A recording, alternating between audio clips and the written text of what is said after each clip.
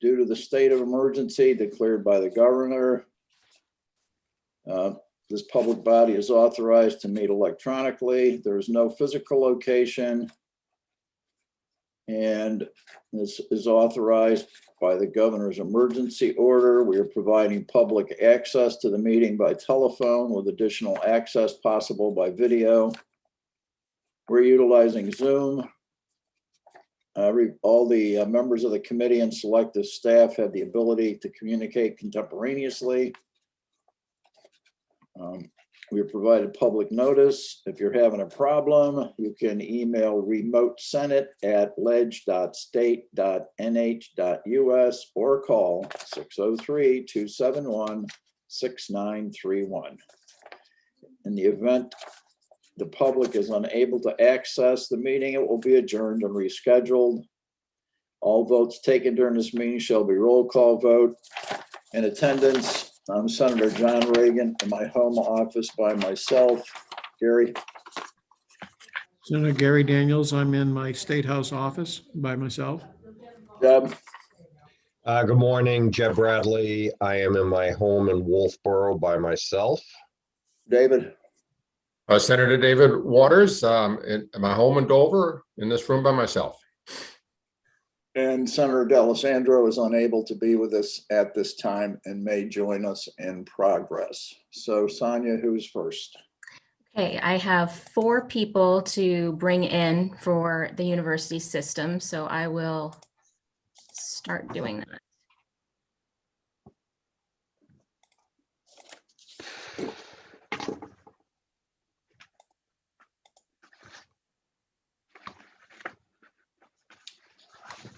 Okay, I think everybody is in now.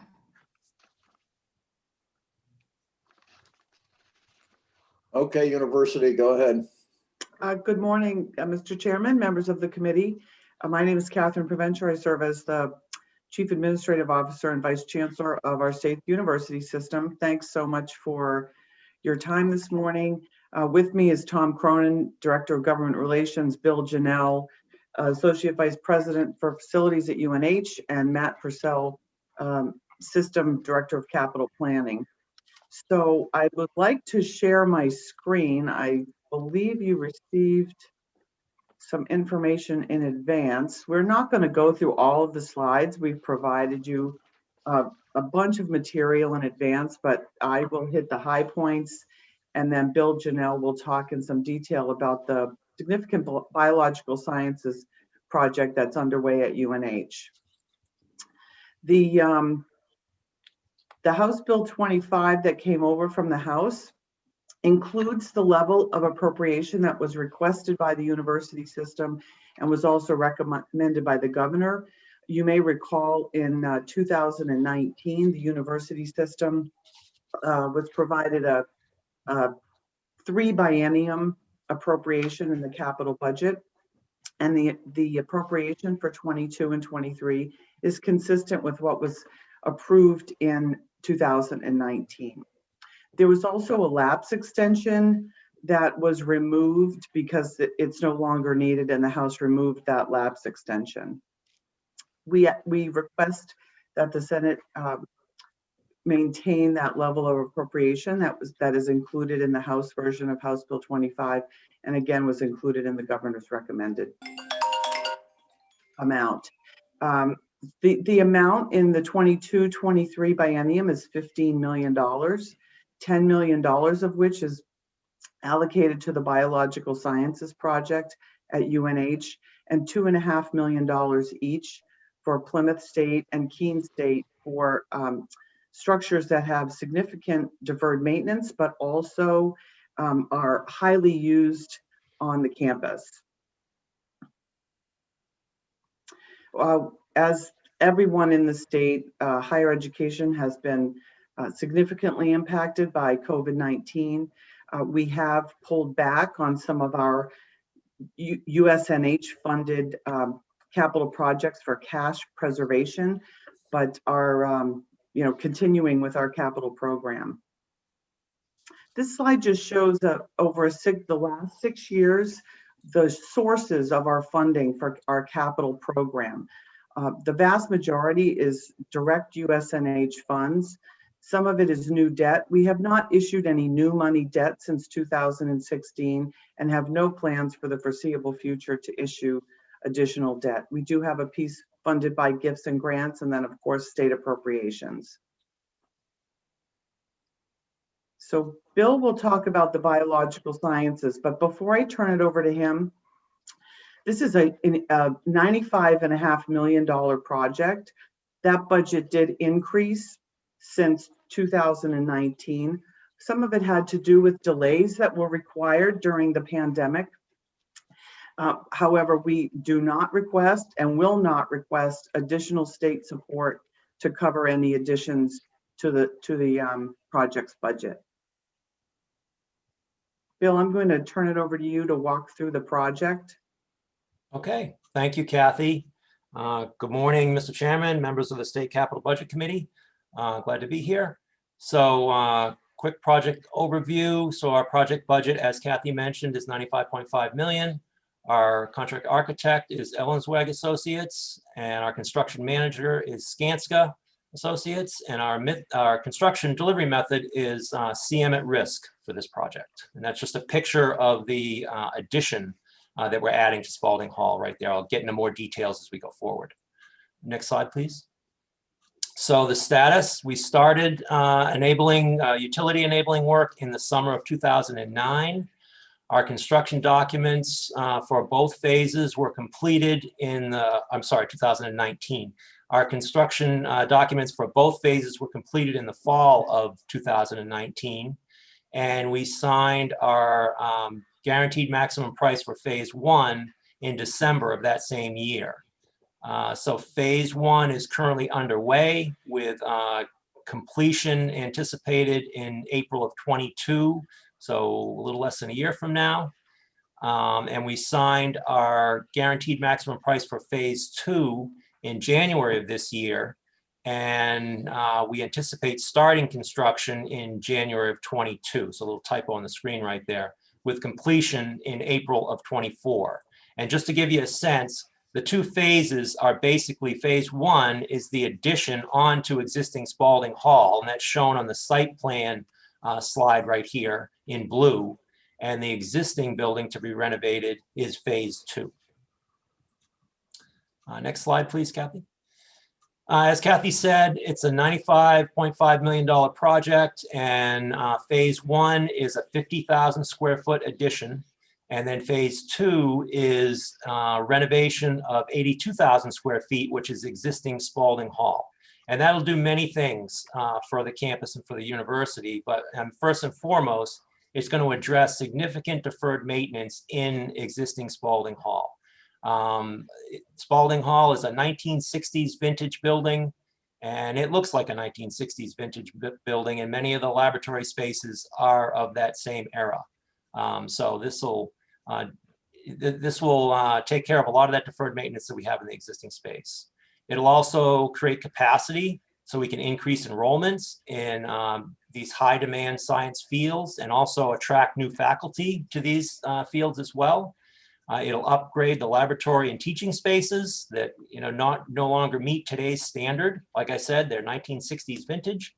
And our hope is this is going to increase workforce supply with many additional qualified graduates in these areas, and supply businesses that need these folks to go to work for them and help the state's economy.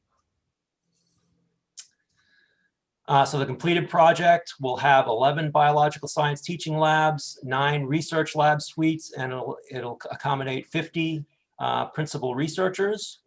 One of the critical components of the project is a new vivarium. So this is a place to house laboratory animals. The addition will be completed by move-in in April of 22. And by the end of May, the existing building would be vacated, and the renovation will be expected to be completed by December of 23. And then the vivarium is the last phase, and that's planned to start in December of 23 and be completed in 24.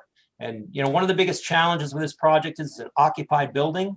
So we need to complete the addition and then move folks out of the existing building into the addition and find some other homes on campus as well. So next slide, please, Kathy. So I want to talk a little bit about the budget.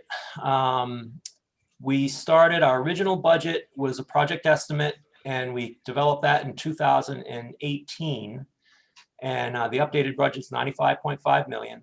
And some of the reasons for that $9.5 million increase I'll describe below. But as Kathy mentioned, any increase is the responsibility of UNH and USNH, and we're not expecting any additional funding beyond what's been previously requested.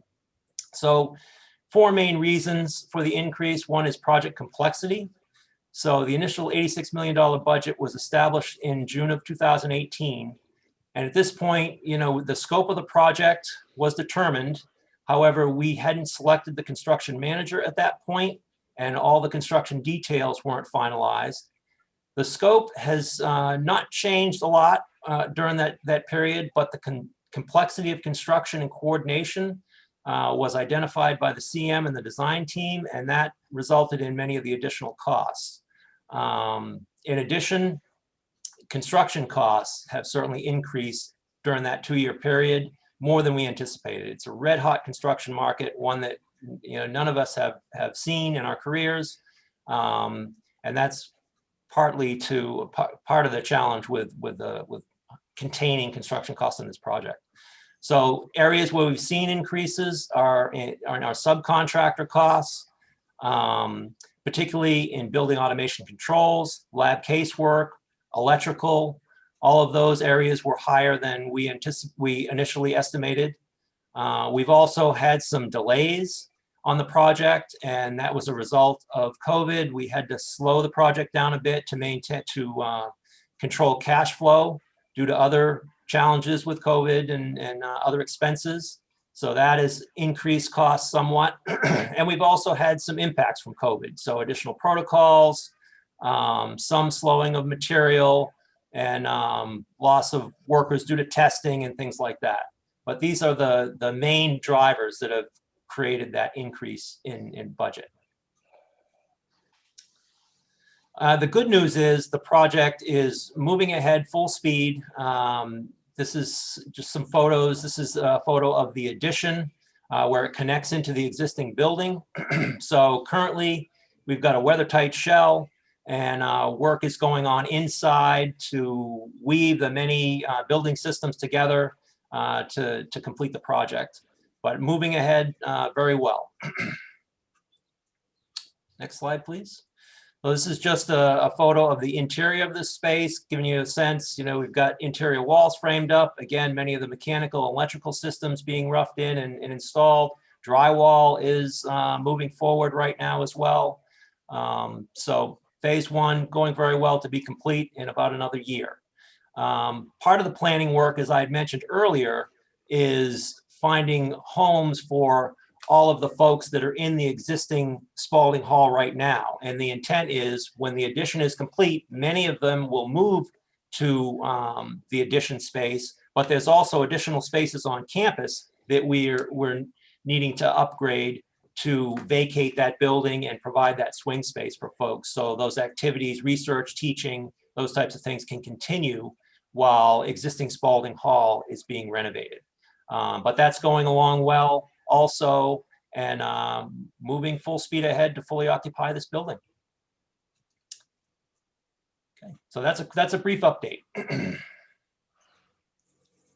As I mentioned earlier, there's $2.5 million each for Plymouth State and Keene State.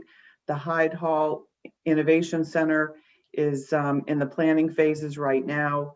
I want to be mindful of time and make sure you folks have time for questions. But similar to, as Bill mentioned, with the 1960s vintage Spalding Hall, Hyde Hall was constructed in 1974. It's one of the most used buildings on the Plymouth State campus. And it was identified as in the facilities condition analysis back in 2017 as a building on campus that had quite a bit of backlog of deferred maintenance. And then the project, there's additional information in your materials But the project at Keene State is the Elliott Center and Jocelyn Hall.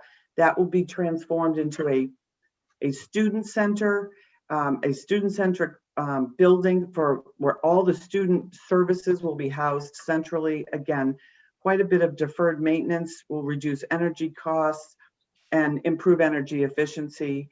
And again, that's in the planning stages. That work hasn't begun. In the last biennium, the entire state appropriation was allocated to the Biological Sciences Initiative at UNH. So these projects at Plymouth and Keene are in the planning phases. Again, there's quite a bit more information in the materials, but happy to answer questions of committee members. Any questions from the committee? David? Thank you, Mr. Chairman. And for the UNH project, what standard of energy efficiency are you meeting? We're meeting the silver level of LEED. So that's typically what we shoot for on all of our projects is LEED. We don't go through LEED certification. A lot of paperwork and things to track there, but we always shoot for silver LEED standards. Thank you. Proceed. That completes my comments. Again, wanted to leave plenty of time for questions. Okay, we've got all the information we need. Well, we very much appreciate your time this morning. And as always, if you have any follow-up questions, don't hesitate to ask. Okay, thank you. Enjoy your day. Sonia? Okay, so I will start bringing in the DOT folks.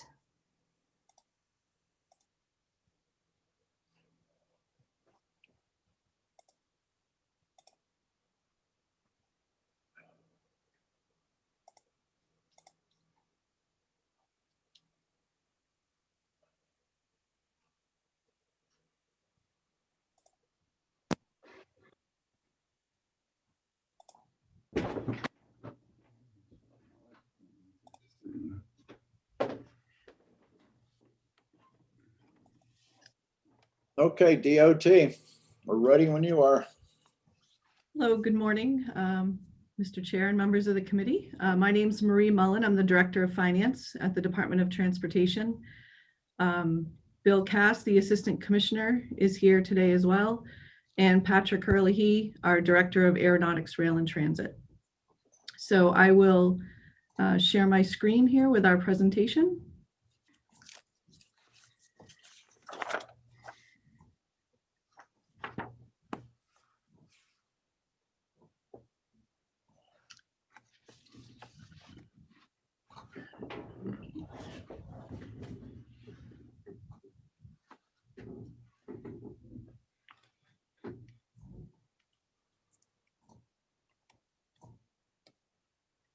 Okay, is that coming through now? Yes, it is. There it is. Okay, thank you very much. So the department is here to present our capital budget. We have general funded and highway funded capital budget items. The first section here in our presentation is the general fund requests. And primarily here we have the first three items are programmatic items. The first two items, I should say, are programmatic items that match our federal funds. And the last two items are private rail requests that the House had submitted in the budget. And I will turn it over to Bill Cass to go over these items in our budget request. Good. Thank you, Marie. Commission members, thank you for allowing us to go through our budget capital budget request with you. If you want to go to the next slide, Marie. The first project we have is our, as Marie said, it's a kind of a programmatic It's pretty much in every capital budget, and it's the Excuse capital. me, Bill, could you increase the size on that, on your screen share, the document? It just can't, we can't read it. Sure. Thank you. Did you all get copies in advance, or? Yeah. There's a lot of text, so I'm gonna try to just hit the highlights for you. So the aeronautics capital budget request really provides the 5% state contribution to the overall 10% match of federal aviation FAA funds. Typically, the ratio of funds for each airport project is 90% federal FAA funds, and it's usually split with 5% of the state share and 5% from the local airport.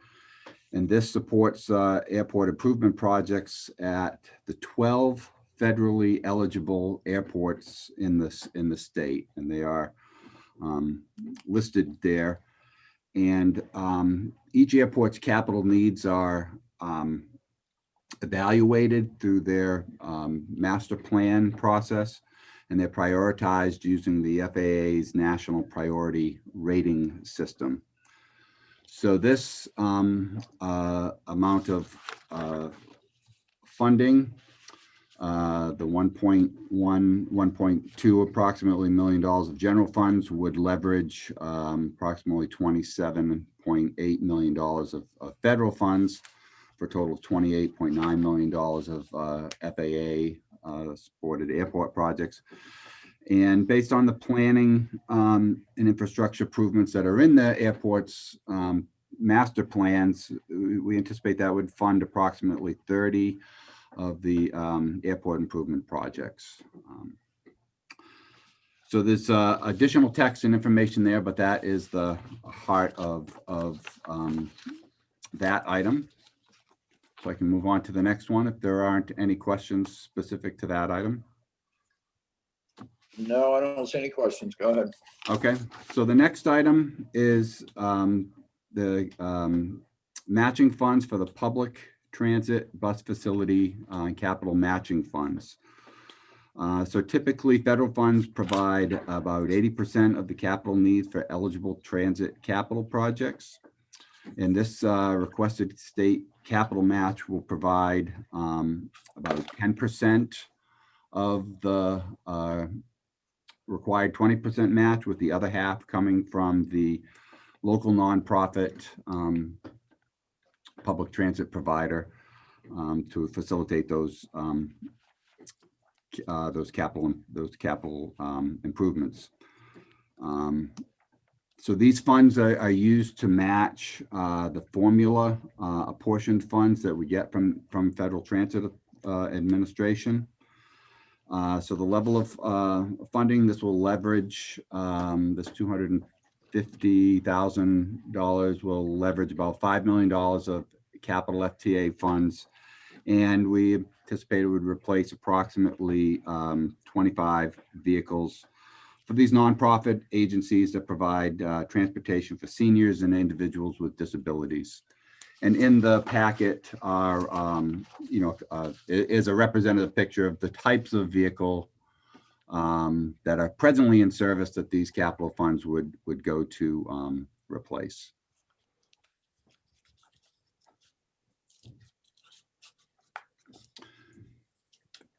So the third item on the general fund side is for a aviation management software, an aircraft registration software system. Per state law, all aircraft owned by New Hampshire residents or businesses have to be registered annually with our Bureau of Aeronautics. We also register commercial aviation operations and things. But this project would replace the department's current aircraft registration program. The existing system that we have was developed in 2001 and implemented in 2003.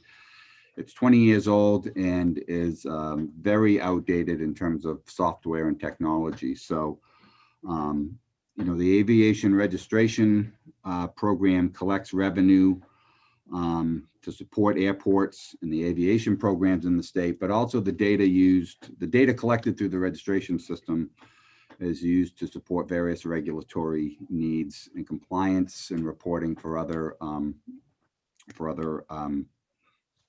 airport development programs. So again, due to the useful life of the software and some recent legislative fee structure changes, we found our software system is really in need of replacement. So this sophomore system would replace and modernize the existing system with a much more customer serviced, focused self-service. So those are the three general funded items that we had identified.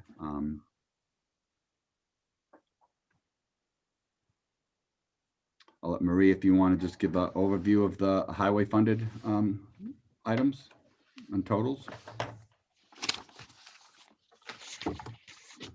Yes, so on the highway fund side, we, as part of our agency request, what was approved was $12.7 million for various programs here. Some of the programs identified are programmatic programs that we have every biennium, and others are individual facilities that need upgrade or improvement.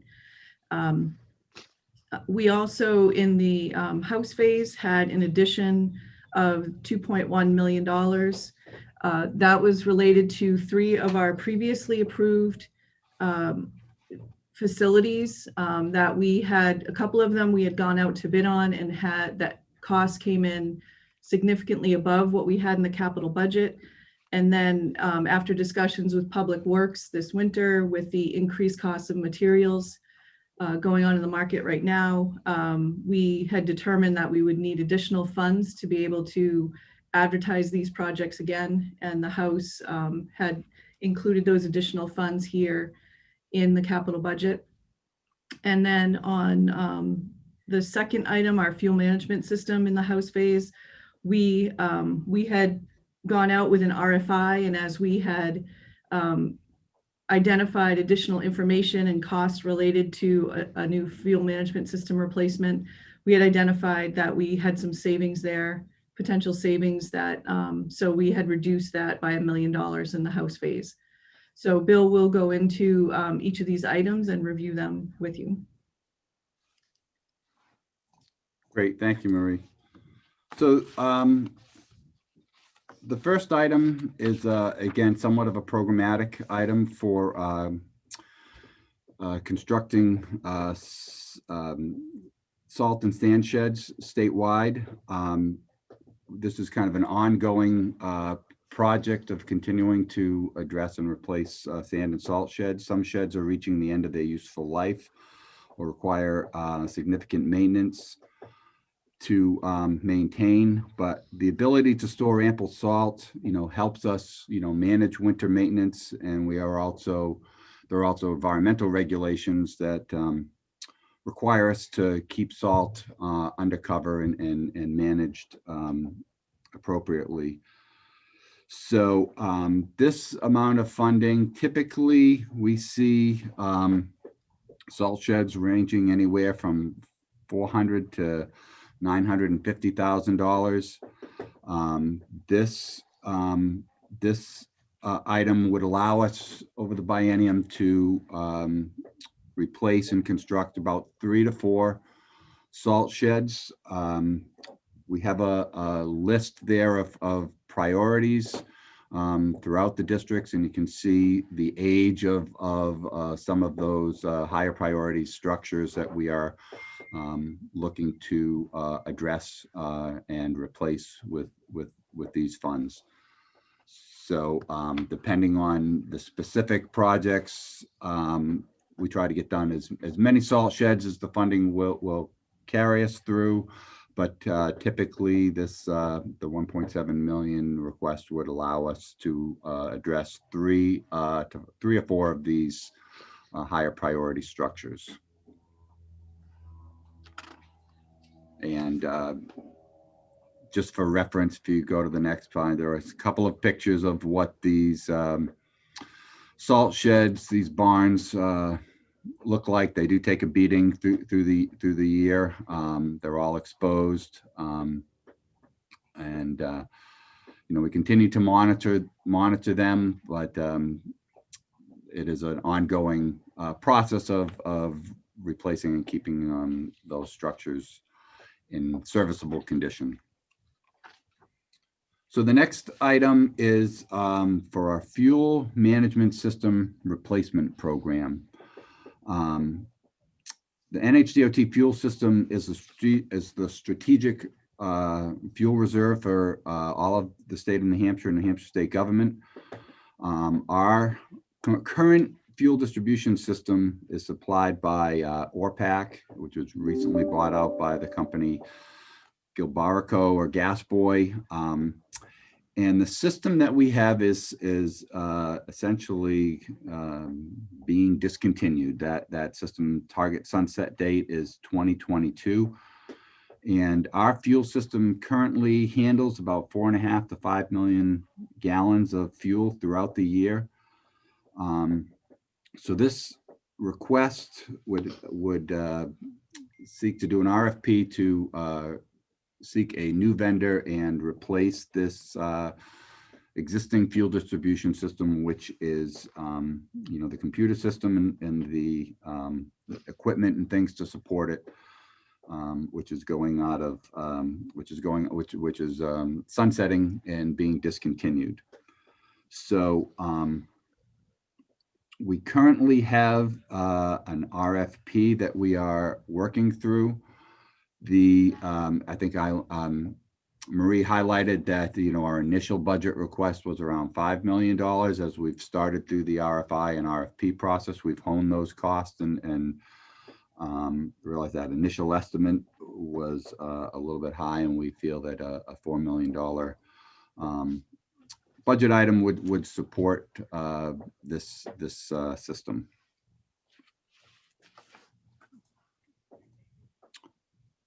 Third item on our capital budget request is for a storage building replacement in Lancaster, Bridge Maintenance Crew 701. They have a storage building that they use for cold storage.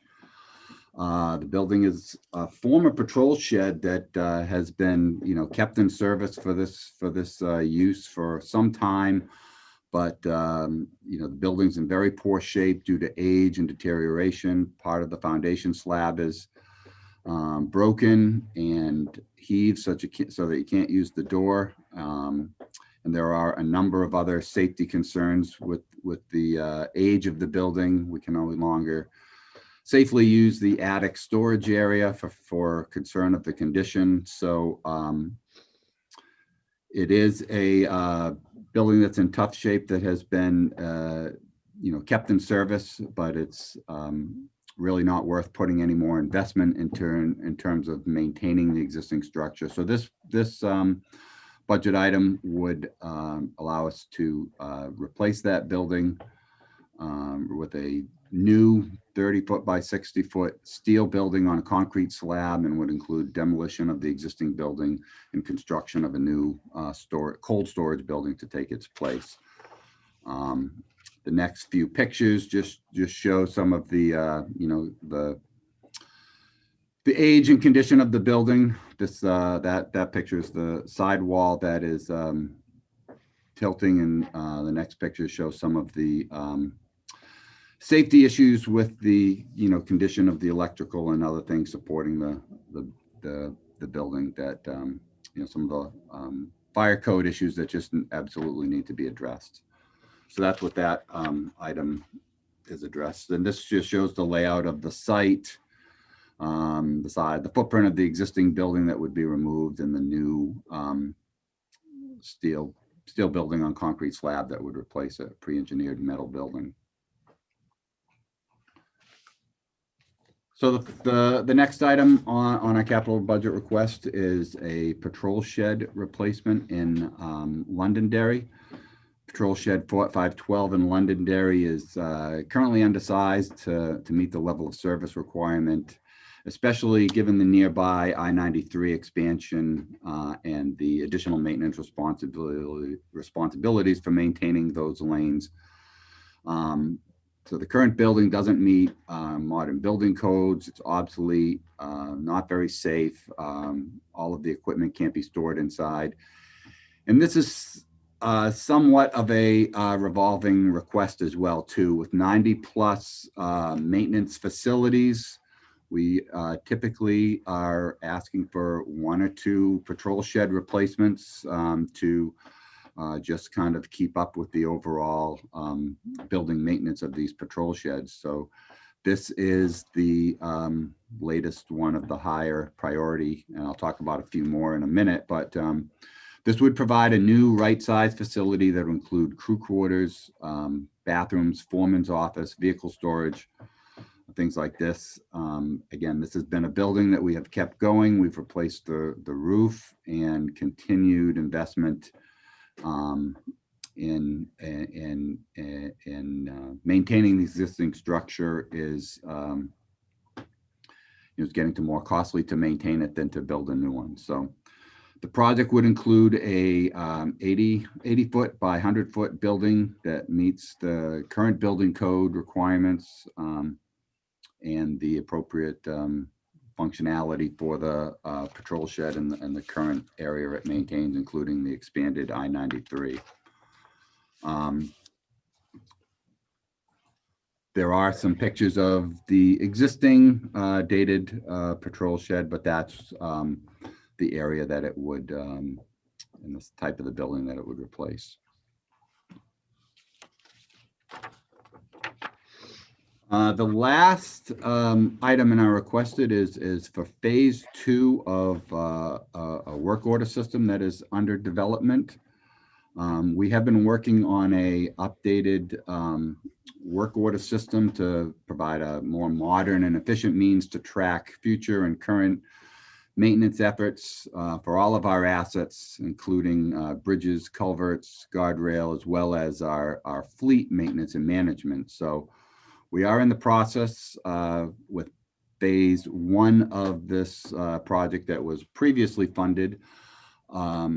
We did an RFP, we selected a vendor. We're working with the vendor on the development of the system that is going to replace and assimilate a number of legacy systems and access databases and Excel spreadsheets into one comprehensive system. So this request would essentially help with the implementation of the current system under development and provide for some of the connectivity at the patrol shed level with the mobile devices and the connectivity to support the system under development. And the last item, I think Marie had mentioned, references 3 patrol shed projects that the House had provided additional funding to support these projects. Two of the projects had been bid previously, and the bids came in over, and all 3 of them were in the process of development, but really when COVID hit and the uncertainties with revenue impacts and all of these capital projects were put on hold. So as we bring them out and start moving them ahead again, the 2 that were bid previously that had bids higher than our estimate, as well as the incremental increase in cost that we're seeing presently, as well as for the couple of years delay, are incorporated in this additional funding to support those. So the 3 projects are the Manchester Patrol Shed on 101. That patrol shed also provides maintenance for some of the expanded 93. And that was one that was bid previously. Bids came in higher. And there's also the incremental cost. The other project that had not been bid yet, but we were working towards getting together was an expansion, an addition to the Lancaster District Office. And the third project was the District Patrol Shed Facilities, which was, again, bid, but bids came in, it has been bid twice. And we were proceeding to award the bid and move ahead when, again, we had to pause some capital projects with COVID. So we're ready to pull it forward and bring it forward again. And this request supports the incremental funding to fully fund those projects. Questions from the committee? Gary? Yes, I see that on the replacement patrol facility for Londonderry. Mhm. There's a significant amount that has been approved versus what the agency asked for. Can you explain that? That was reviewed by the Bureau of Public Works. Our estimates, even though we had tried to work with them, were not as good as they should have been. The Bureau of Public Works, they support these capital projects and building projects, and as they reviewed our estimate and the size of the building and the things, they had revised the estimate accordingly. So we have more faith in their estimate. They do that kind of vertical construction. So that's the reason for the difference, was the more detailed review by the Bureau of Public Works and their expertise. Thank you. David? Thanks, Mr. Chairman. Bill, to go back to the public transit bus and facility matching funds at 251,000, those are for vehicles? Yes. And isn't it the case that the last couple of budgets we've tried not to bond vehicles, but to find some general fund replacement for those? Are you talking about the state budget with our fleet, or? Yeah. So, I mean, I don't know. I just wanted to bring it up for my colleagues on finance, that it always strikes me as if we can avoid, spend bonding for many years for vehicles that aren't going to last as long as the bond, that and it's not being that much, it's whether that be a possibility.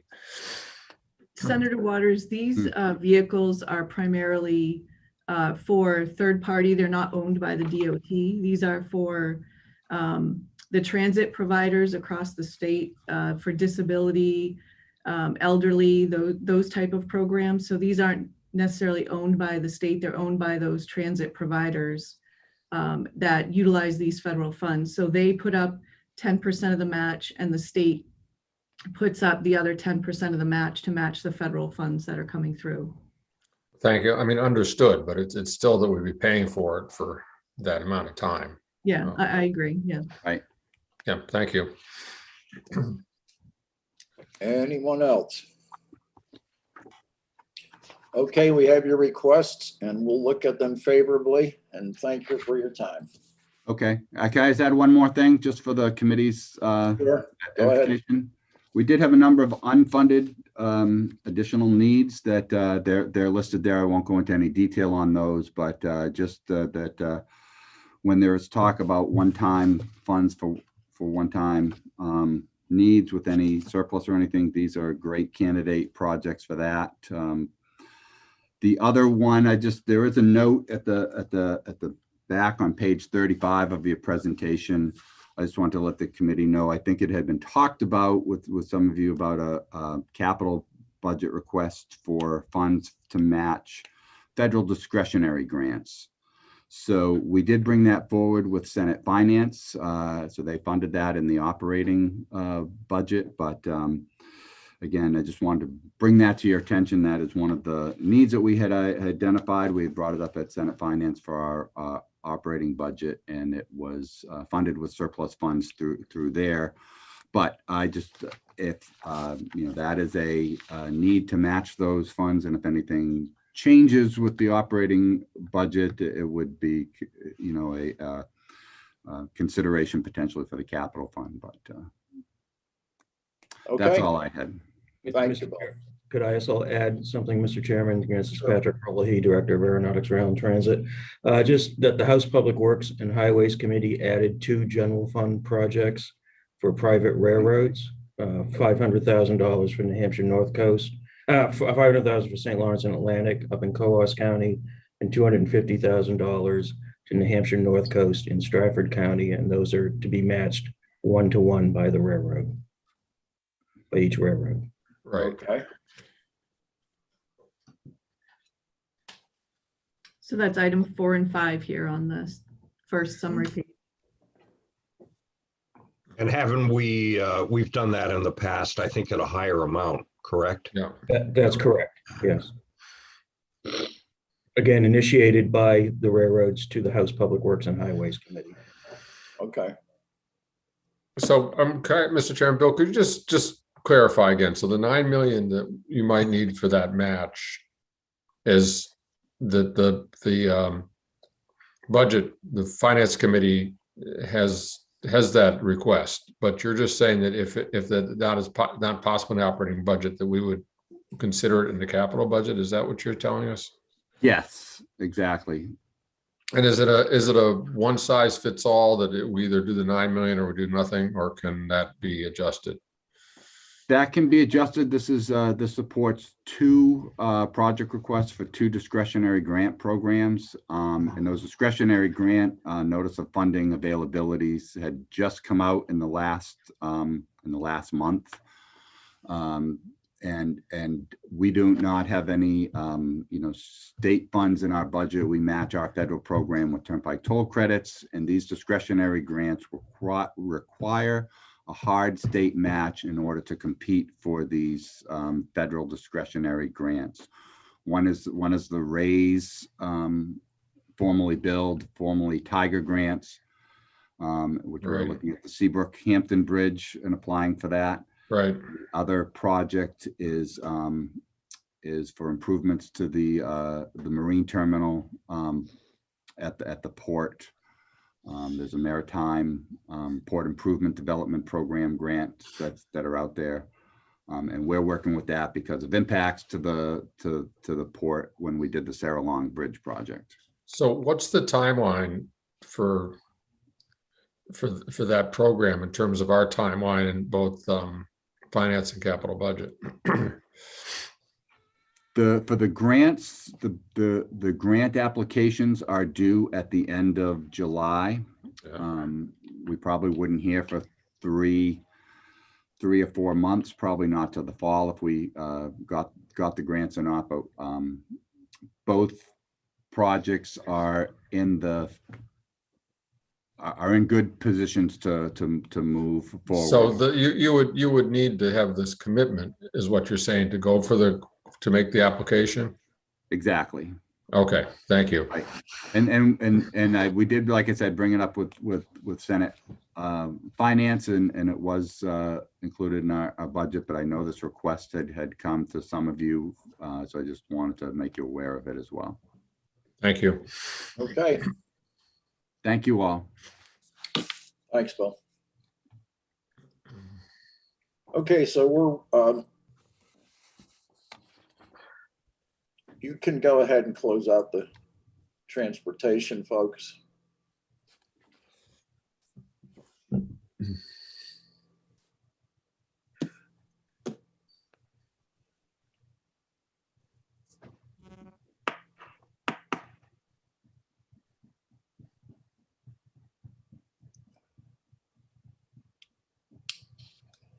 Okay, so we're waiting for information from Josh on what we can spend some of this federal money on.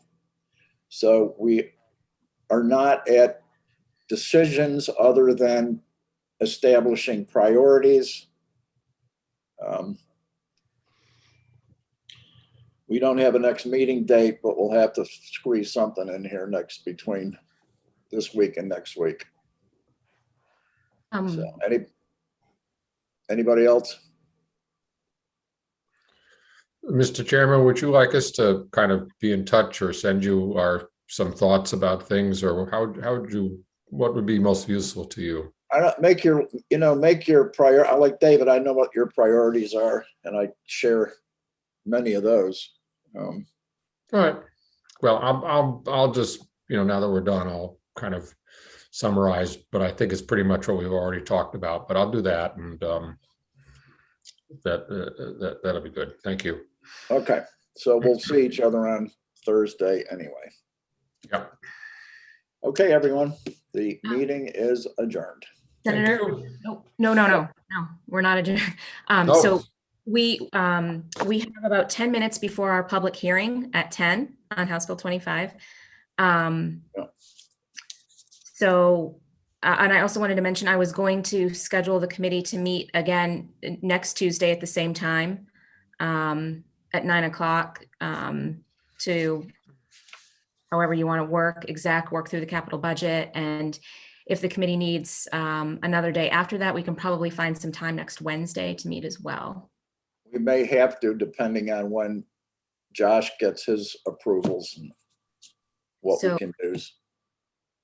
Okay, so now we Okay. have 10 minutes. If you had any questions, Chris Shea is here, or we can just be in recess for 10 We'll minutes. just recess for 10 minutes. Okay.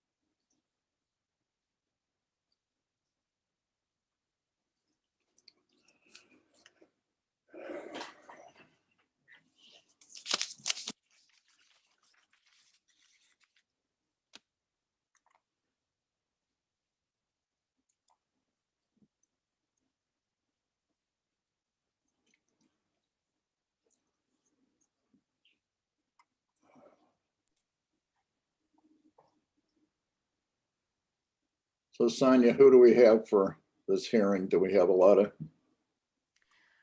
The last time I checked, we had Representative Graham. And I don't think we had anyone else signed up, but I haven't checked since 8:30. okay. Kirsten, do you know if anyone else has signed up? No, we only have Representative Graham signed up. I mean, I don't know if anyone is here and may raise their hand to speak after him, but right now we only know of one speaker.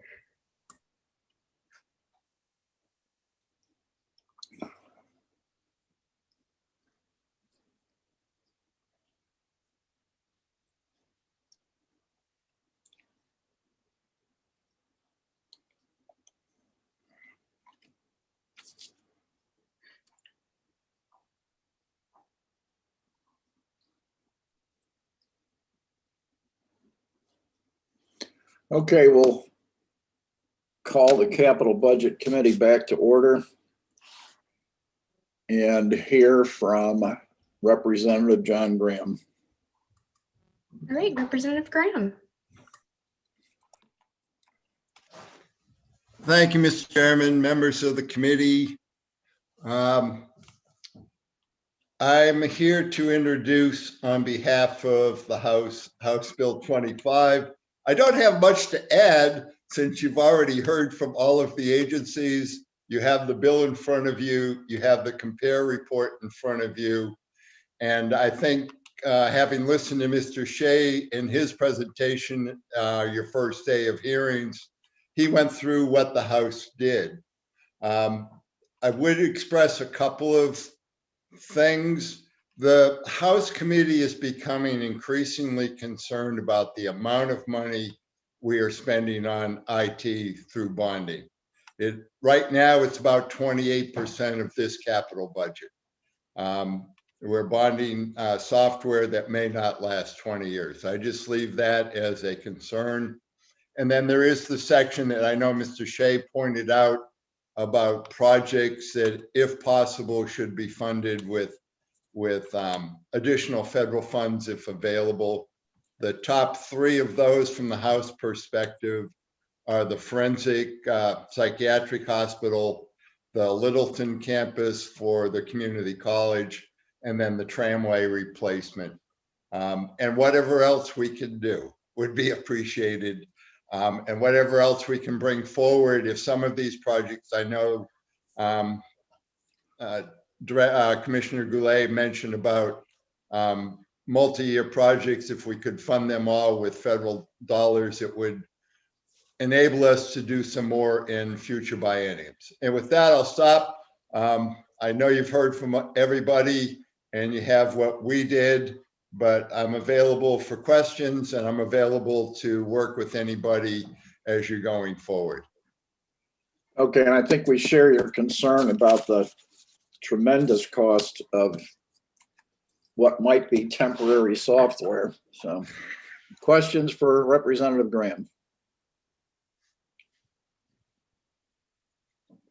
And seeing none, Don, thank you. Mr. Chairman, we only had one person testifying in front of the House too, so we must be doing something right. We're terribly wrong. Thanks,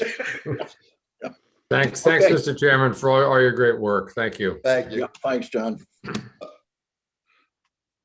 Ladies, All right. anyone else? If anyone else would like to speak on House Bill 25, please raise your hand now. And Senator Reagan, I am not seeing any hands raised. Okay, Sonia, we have any other business? No, we don't. Okay. With that, if no one has anything to distribute or contribute, we'll adjourn the meeting. Thank you, John. Thanks, everyone. Thanks.